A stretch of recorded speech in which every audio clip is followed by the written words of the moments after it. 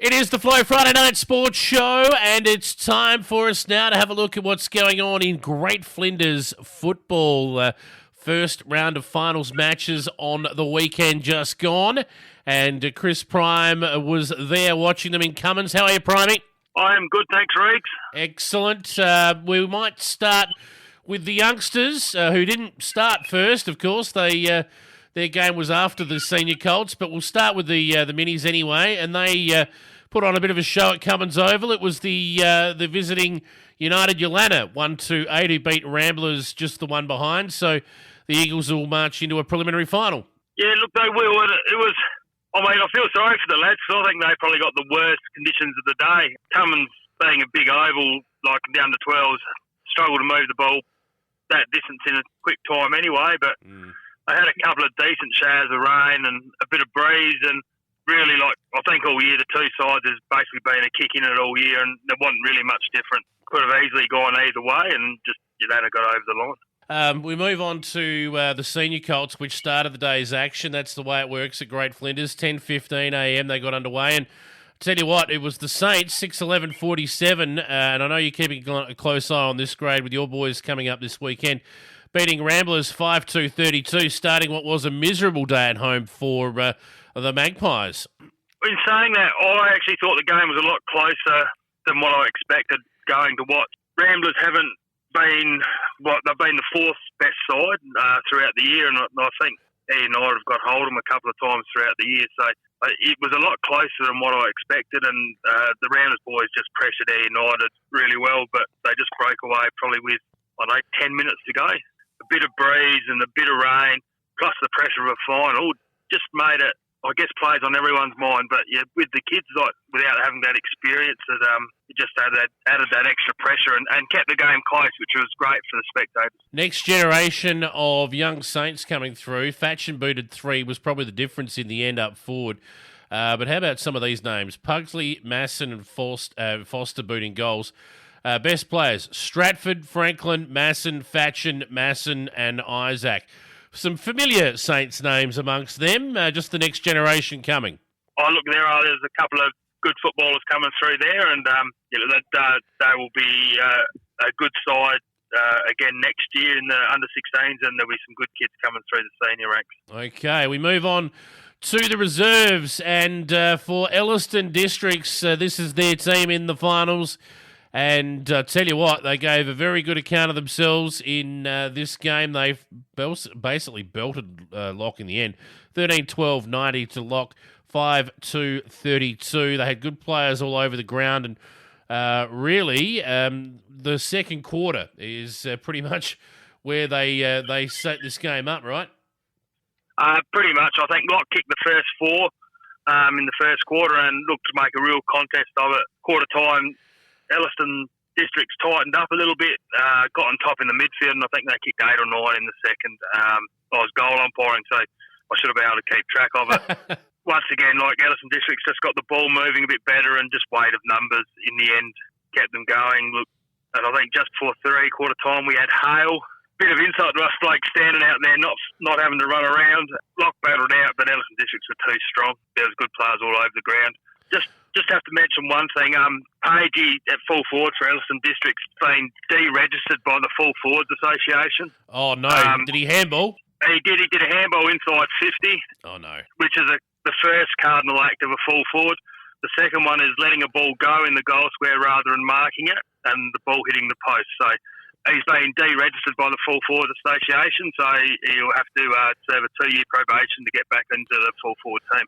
Bradley Page heading up the ground on the weekend by the looks of things. No more full forward for you. He did boot 3. Grant Cook 2, Carter 2. Shepherd, Gunn, Hull and Carter the best for Elliston Districts. They march into a preliminary final. For Lock, it was Reynolds, Wiseman, Kammerman and Habner named in the best for them. And that takes us to the senior clash, and we got an absolute rip snorter between these two sides. Very evenly matched, Lock and Ramblers, and in the end we got the upset. It was Lock, the Roos, 8-9-57, handing Ramblers their 3rd loss of the day, so 3 of their 4 sides out at the first hurdle on their home deck. What a win this was. once again, I think we said last week, Ramblers enjoy congesting the ball in the opposition's back lines or forward lines, so it makes it hard to score. And they did that. They made it hard for Lock, and in the end, Lock forcing Lock wide. I mean, not ideal conditions for kicking a goal, but yeah, Ramblers played to their strength. They just couldn't get enough goals on the board to edge Lock out. And I guess if you look at the scoring shots, Lock was the better side all day, but yeah, it was never much in it. No, there wasn't. Although at half time, Ramblers would have gone into the sheds thinking they were going quite beautifully. They were 3-goal up. That was all squared away again at three-quarter time, and Lockett hit the front by a couple of points. They held that in the last quarter. So not much in it all day, but Ramblers probably let the one slip there. You'd think they'd be kicking themselves over that. That said, Beards, they combined for 5 of Lock's 8 goals. They just couldn't get on top of them. Billy Brown kicked one as well. Seal, Slape, Morton, Glover and Pearce named best for Lock, whilst for Ramblers, some familiar names here. Pedler, Stoll, Luke Rowe kicked a couple of goals as well. Cody Pilgrim and Jesse Rule named in their best. But the Magpies season is over and, 3 of their 4 clubs have gone out at the first hurdle primary. And I guess that they've been in that mix in all those grades in being third or fourth. And when you're third or fourth, it comes to these knockout finals and they can go either way. I guess that's why we all strive to try and finish in the top 2 to give us that second chance. Look, Ramblers will be disappointed, but I think going forward they've got a very young group and they keep some of those senior blokes around and their side will be good for a few years to come. All right, their reserves are still in, and we'll talk about them in a moment. But we head to Ungarra for second semi-final day. Winners of these games this weekend through to the grand final primary. And your boys, Tumby Bay, will be represented at junior and senior colt level. We'll start with the juniors, who, of course, their game starts at midday. The junior colts taking on Cummins Kapinnie Cougars. Should be an interesting game. It should be. I think these two have clearly been the best 2 sides all year. Tumby Bay hasn't lost one yet. But then, you never know, you get to finals, it's a bit of a different pressure, and especially with the young kids. They haven't experienced a lot of finals before, so it'll be interesting to see how both sides take it. Tumby should go in favourite. You never know. And the weather conditions play a part because the younger kids, it comes down, if you get a bit of a breezy day, how quickly you can adjust to how to play the conditions. So there'll be a lot of learning and nervous people Friday night, Saturday morning, and right through lunchtime, I guess. Look, we'll move on to the senior coach, your boys. Second on the ladder at the end of the minor round, taking on the top side, Cougars again. So roles are reversed here. Cougars have only had the one loss for the year. But your boys will go in with a bit of confidence, I would have thought, Primey. Oh, look, they will. Last time we played Cougars, we had a win. I've been talking to a couple of their coach and their assistants. It'd be a cracking game. If both sides go as hard as they do in the previous 2 games, it'll be a pretty special game to watch. So we're hoping for a good game of footy, and it will come down to the wire, and it'll probably come down to 2 or 3 players that put their hand up. They're not necessarily the best 5 or 6, because I think they even each other out in the 2 sides.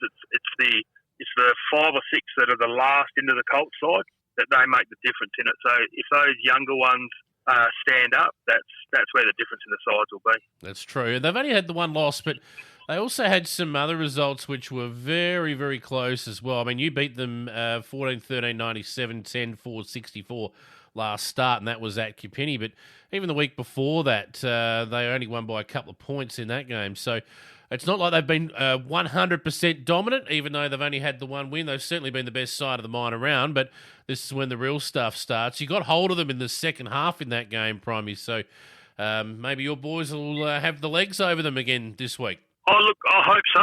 And minor rounds are always hard to judge.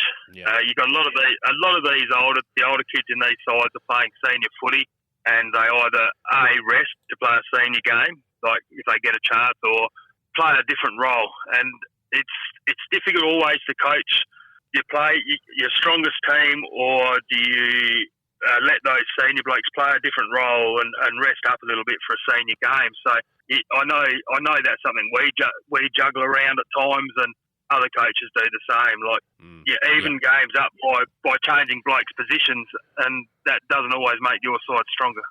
The reserves clash. Ramblers' last hope for finals this year is the undefeated reserve side. They take on Cummins Kapinnie Cougars, and this has been a very even reserves competition other than the top and the bottom side.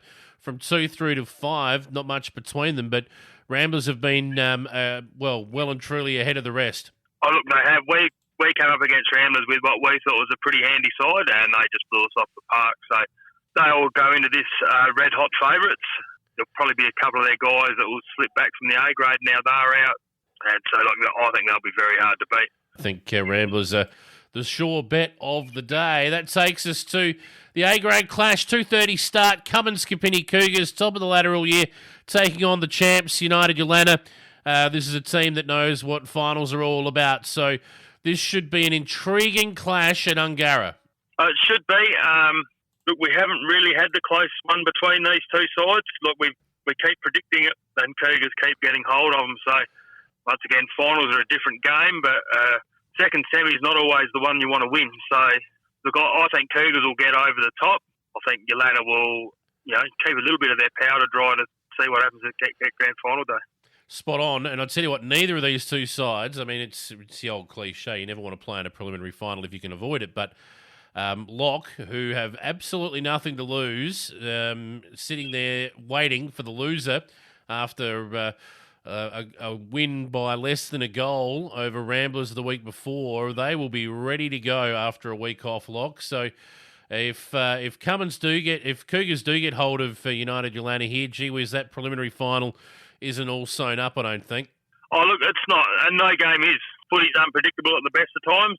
Yeah, look, it's hard to go past Cougars in this one, and I know why Yeelanna has got the experience of playing finals. Experience in finals isn't the be-all and end-all. It's one thing, you understand the game, but it's actually just being able to get out there and do it. And Cougars have done it week in, week out, and if you keep doing the same stuff you've done every other week, they'll come away with a win. All right, medal counts and the like, how far away are they?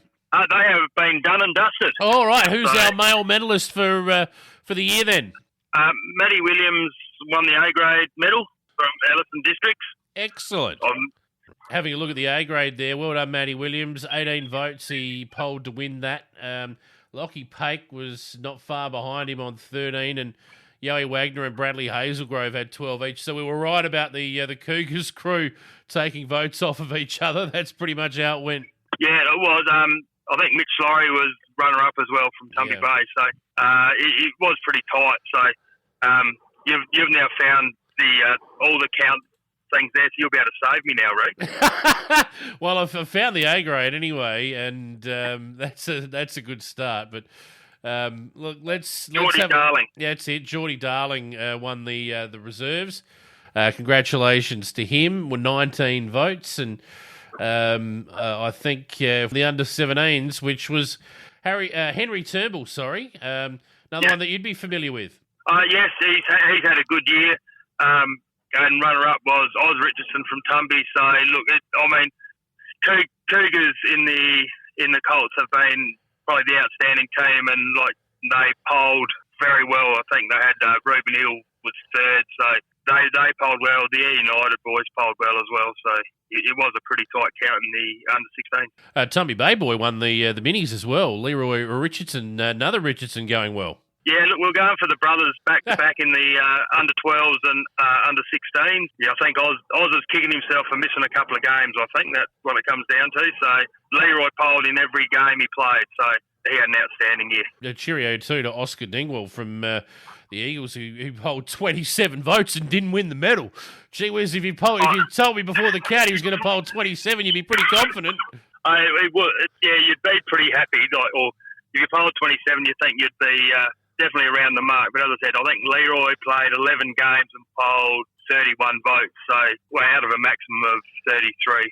He was pretty outstanding. We will leave it there. Good luck this week to those going around. And, mate, we'll catch up with you again next week to find out how the game's second semi-finals at Ungarra went.